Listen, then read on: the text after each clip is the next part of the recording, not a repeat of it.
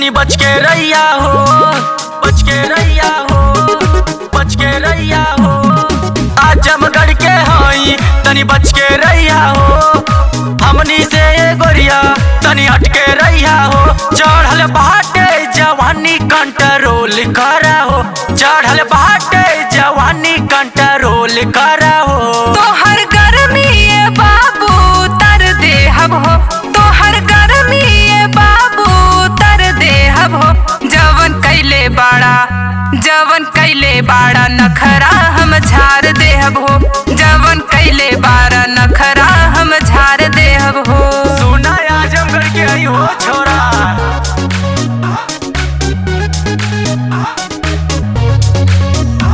Music by Shyam Dubey.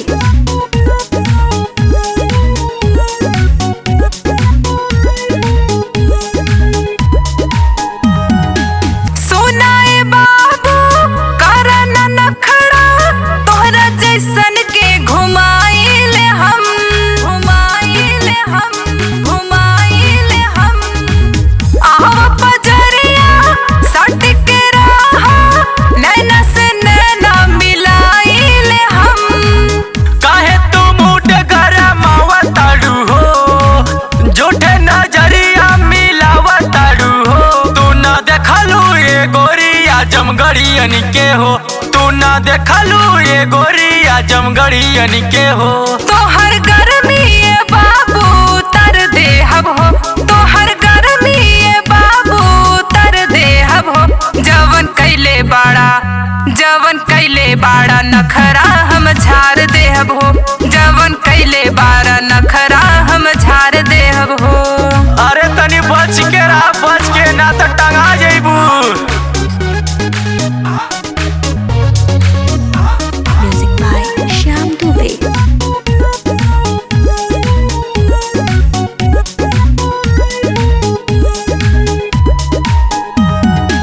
मानिला बतिया सुनाए भावेश, इतना न बाते केहू में हो दम, केहू में हो दम, केहू में हो दम। मानिला बतिया करना विपतिया, मनीष के संगे सब करब करम। झूठाऊ के काहे बोला वावा ताड़ू हो, हमसे सनहिया लगावा ताड़ू हो। अब पीछा तू छोड़ा अभी से कवा के हो, अब पीछा तू छोड़ा अभी से कवा के हो।